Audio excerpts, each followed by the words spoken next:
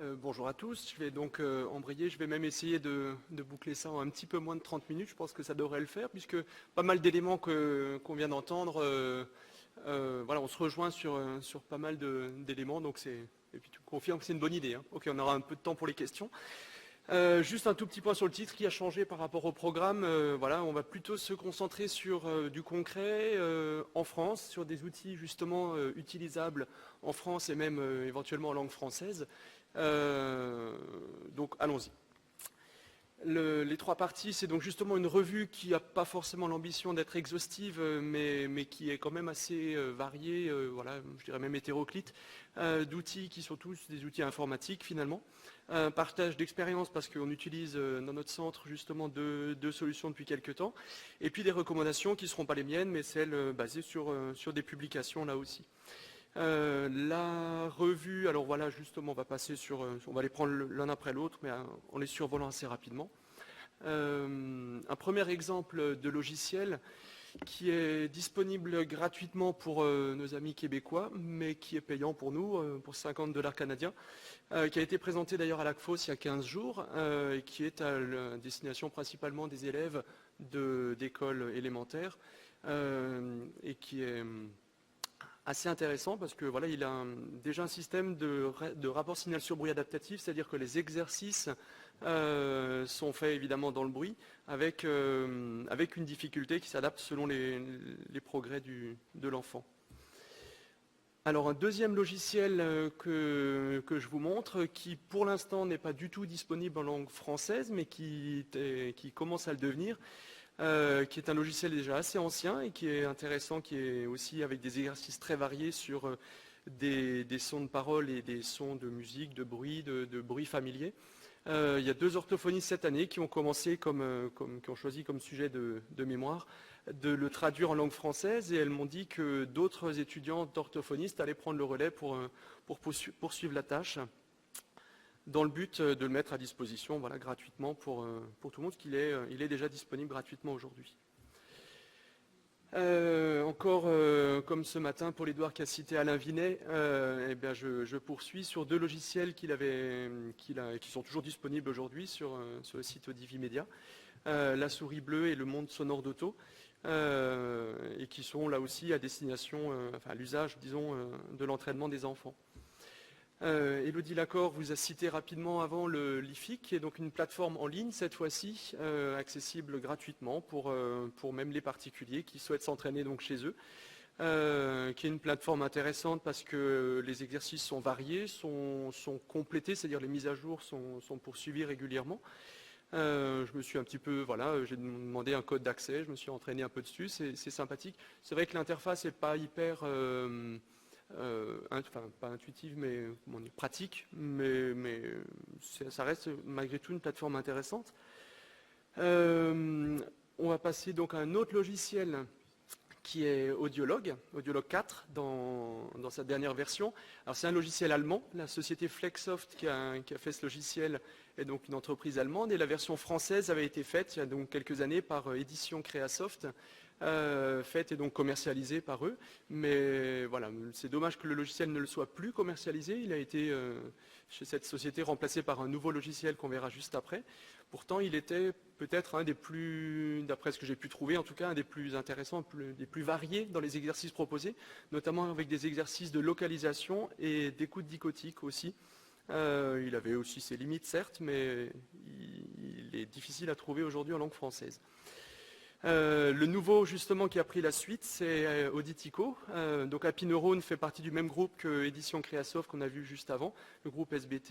Et ce logiciel, aujourd'hui, est une plateforme en ligne que j'ai pu tester aussi. C'était gentil de leur part, puisque c'est un logiciel qui, pour l'instant, est destiné en fait à l'usage des orthophonistes, et qui découle, c'est la version, disons, commercialisable d'un programme de recherche neurosyllabique qui a été mené par le professeur Ung Taiwan avec le soutien de Oticon Médical, donc qui était à destination en fait des enfants implantés. Alors e-Arena, qui était aussi un logiciel qu'on retrouve dans pas mal de publications, qui a été fait il y a quelques années par Siemens, et qui commence à devenir difficile à trouver puisque Signia a finalement arrêté de le poursuivre, de le distribuer, et qui avait pour principe d'être distribué aux patients appareillés via les audioprothésistes dans le cadre de leur première adaptation. Et il était aussi assez, j'ai pu le manipuler, je remercie Charlotte Ballet d'ailleurs de m'avoir envoyé le CD. C'est un logiciel qui était quand même très bien fait, même s'il n'a pas d'algorithme de difficulté adaptative malheureusement. Et on en arrive à la partie des applications, donc finalement des outils un petit peu plus récents finalement. EarCoach donc, qui est proposé par Starkey, qui est téléchargeable gratuitement, mais il faut quand même téléphoner à Starkey pour leur demander le code de déverrouillage de l'application. Et qui dans sa version française propose 2 exercices de mots, comme vous voyez au centre. Donc voilà, on entend un mot, il y a un indice proposé, on doit cliquer sur le bon, avec du bruit, divers types de bruit, des babble noise, etc., de plus en plus gênants. Le deuxième exercice, c'est des suites de nombres de plus en plus longues pour travailler la mémoire de travail. Et le troisième module, c'est intéressant, c'est rare justement d'avoir un suivi de progrès accessible comme ça, de manière directe et assez explicite. Une autre application que je vous montre, que j'ai aussi manipulée parce qu'elle est, je dirais presque, voilà, elle est assez particulière. Donc l'écoute dichotique, c'est sous forme c'est des jeux qu'on peut, des jeux. C'est des exercices quand même assez atypiques et donc assez intéressants qui intéressent pas mal de personnes. L'application elle-même n'a pas été développée dans un but d'entraînement auditif à proprement parler, c'était même en fait un programme de recherche d'une université norvégienne, mais les logatomes, les syllabes, les 6 syllabes que vous voyez, peuvent se paramétrer en prononciation française. Même si toute l'application elle-même est en anglais, les consignes sont quand même faciles à comprendre et alors les syllabes sont prononcées en français. Une autre application qui est intéressante, qui n'utilise que des sons, des bruits, avec des glissements fréquentiels et qui a donc pour but de travailler l'acuité spectro-temporelle et même la latéralisation, puisqu'on les entend en branchant un casque, parfois à droite ou à gauche, avec une interface qui ressemble un peu à un jeu d'arcade et un algorithme justement de difficulté adaptative qu'on retrouve là aussi, et qui permet de rendre l'exercice assez vite difficile et pas non plus impossible malgré tout. Je passe très vite sur tout un tas, j'en ai mis quelques-unes au hasard, des applications sur de l'entraînement, disons, musical. On commence déjà à sortir un petit peu du cadre, disons, de l'audioprothèse, parce que dans ce compte-là, on peut aussi parler des applications d'exercices de langue étrangère. Voilà, on peut exercer l'oreille à reconnaître des mots de langue étrangère. On en arrive à Prophonia, que peut-être vous connaissez mieux puisqu'ils sont présents ici. Prophonia qui regroupe donc 2 exercices pour la version gratuite et 6 par contre pour la version payante. On va le revoir un petit peu plus en détail justement puisque ça fait partie des solutions qu'on utilise depuis quelques mois. Avec des exercices de mots, etc., de mémoire aussi de travail qui se pratiquent dans le bruit et téléchargeable sur les 2 plateformes. Je ne suis pas précisé, vous l'aviez compris avant, quand il n'y a que le logo Apple, c'est uniquement disponible pour iOS, et ici sur les 2 plateformes. Et cette solution EarFit, qui est présent aussi donc, à l'EPU, qui est donc un fauteuil d'entraînement, ce qui implique que les patients viennent évidemment dans le centre pour s'entraîner dessus, et qui, par rapport à tous les autres logiciels ou applications qu'on a vues avant, commence par un bilan initial pour cibler finalement les exercices, c'est-à-dire chaque patient a son programme d'entraînement personnalisé finalement. Et c'est assez rare aussi de trouver une solution qui regroupe 6 voix différentes, 3 d'hommes et 3 de femmes, mais uniquement sur des exercices vocaux, pas de son, pas de musique. Alors on en arrive à la deuxième partie, donc le partage d'expérience, puisqu'on utilise ces deux solutions depuis à peu près 1 an et demi pour l'une et 6 mois pour l'autre, qu'on propose du coup à tous les patients, qu'ils expriment ou pas des difficultés. Alors évidemment on insiste peut-être un petit peu plus sur ceux qui ont vraiment une plainte de compréhension dans le bruit, Ça peut être chez nous les audioprothésistes qui en parlent au décours d'un rendez-vous. Ça peut être les assistantes à l'accueil qui abordent le sujet. On a mis en salle d'attente une affiche pour aussi susciter l'intérêt des patients. On le propose l'une comme l'autre des deux solutions de manière gratuite. Et on a donc l'assistante à l'accueil du laboratoire qui est finalement dédié à ça. C'est un point peut-être qui paraît anodin, mais sur lequel j'insiste beaucoup. Il ne faut pas imaginer qu'on met un fauteuil ou une application avec une affiche en salle d'attente et tout se passe tout seul. J'ai pu échanger avec d'autres confrères qui ont aussi installé l'une ou l'autre des deux solutions. Ça ne se passe pas comme ça tout seul, juste parce qu'on a souscrit, quoi.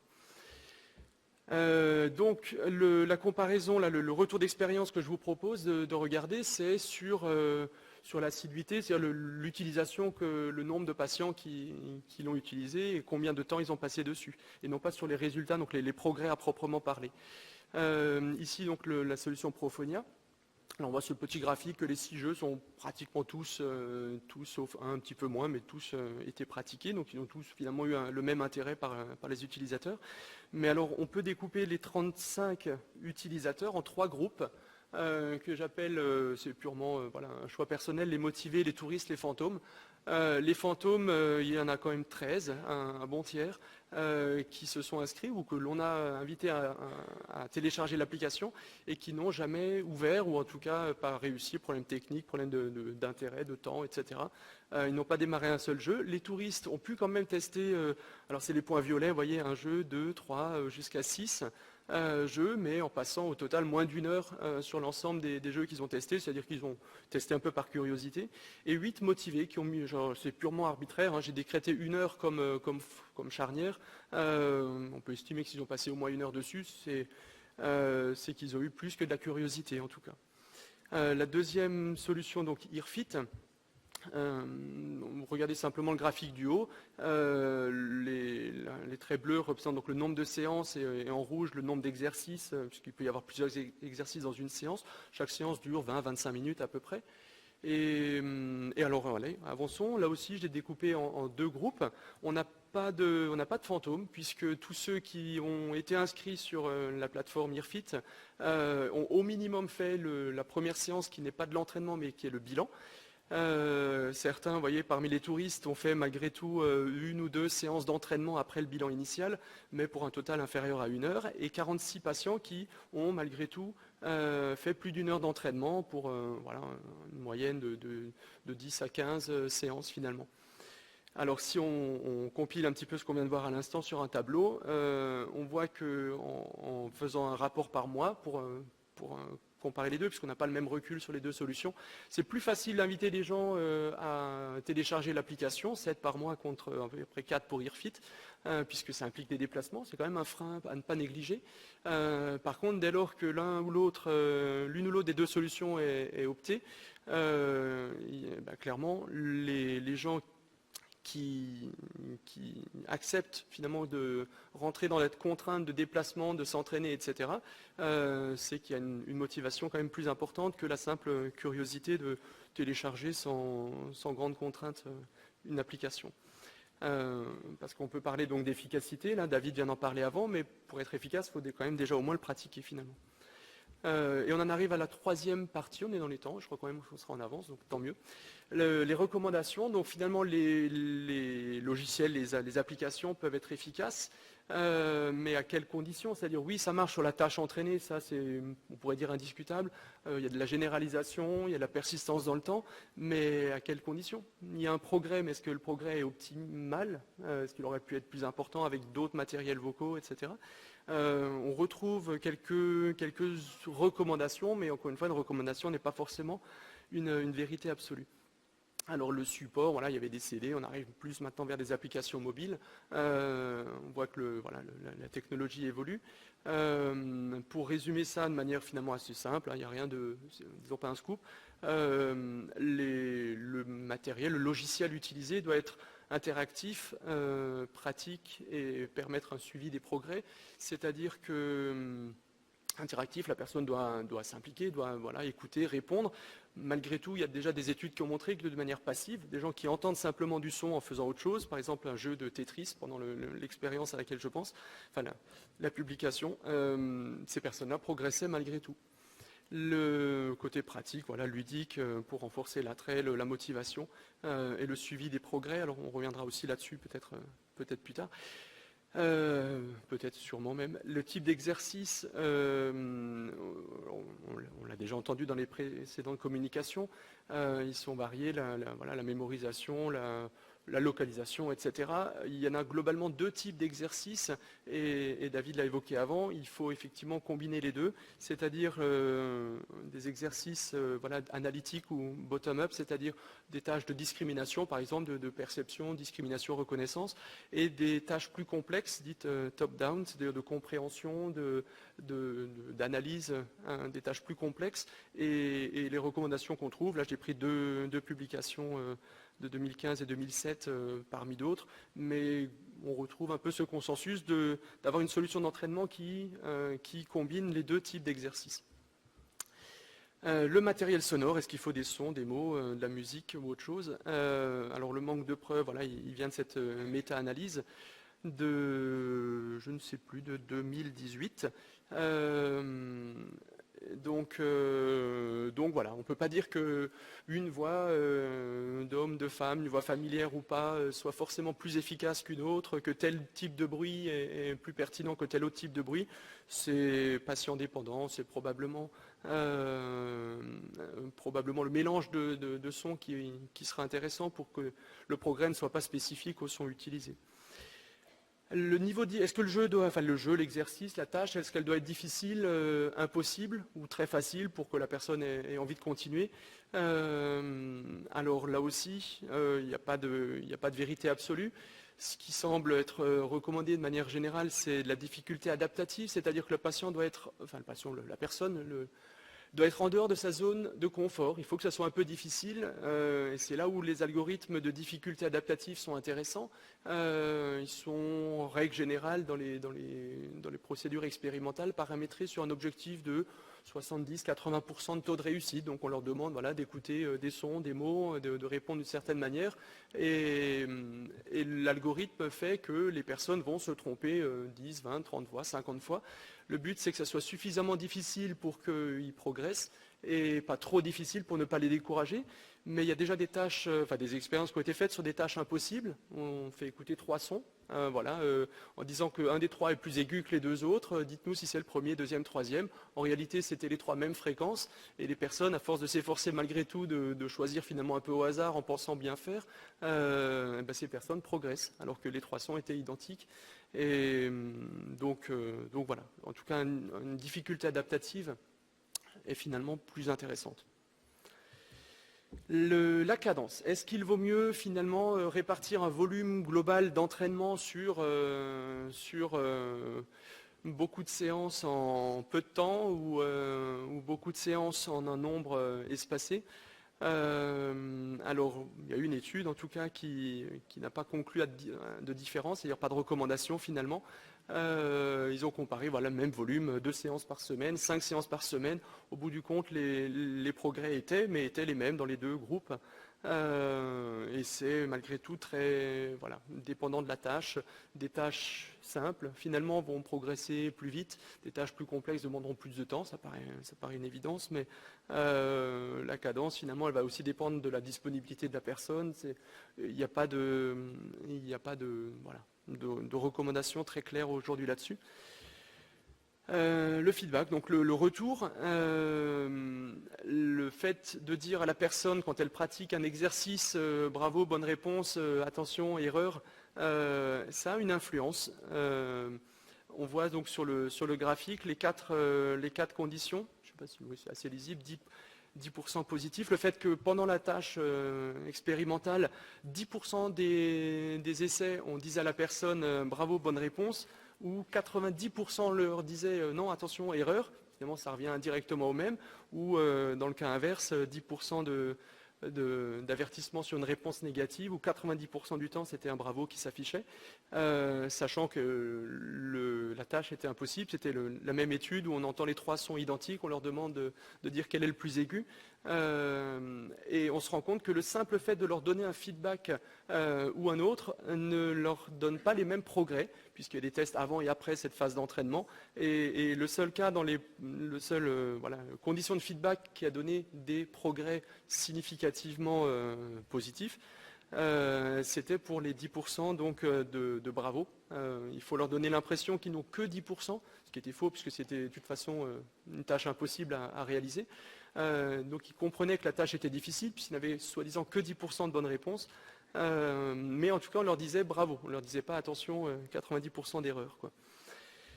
Et ça reprend un petit peu ce qu'on vient de voir à l'instant sur une autre publication de 2008, qui en conclusion listait 5 recommandations, qui étaient d'avoir un feedback immédiat, c'est-à-dire c'est à chaque question, à chaque tâche, au courant d'une session d'entraînement, il recommande d'avoir finalement une réponse si c'était bon ou pas. D'avoir des voix variées, il recommande 6 à 8 différents, mélangeant hommes-femmes bien sûr, mais aussi enfants, adultes, ce qu'on retrouve assez rarement pour l'instant. Après on peut même mélanger les accents, rien qu'en France, un accent du Midi ou un accent de chez moi dans l'Est, ce ne sera pas le même accent. Les combinaisons top-down et bottom-up qu'on retrouve encore une fois. Une quatrième recommandation qui serait de travailler spécifiquement les tâches sur lesquelles la personne éprouve des difficultés, et on rejoint l'intérêt d'avoir finalement un test ou un bilan initial pour cibler ces fameuses difficultés et un retour. On pense donc à l'application de Starkey Here Coach avec l'appréciation des améliorations que le patient pourra donc visualiser. On en arrive à la conclusion avec 8 minutes d'avance, je suis content. Que l'outil parfait n'existe pas pour une bonne raison, c'est qu'il y a encore de nombreuses questions qui demeurent sur les cadences d'entraînement, sur le matériel à utiliser. Que tous les patients ne seront pas candidats, Elodie le disait déjà tout à l'heure aussi. Certains sont contents et il n'y a pas besoin de leur en demander plus, on peut leur proposer, mais en tout cas, ils n'auront pas forcément l'envie, ou justement pas la motivation. Ça paraît encore une évidence, mais je pense que c'est un point que David citait aussi.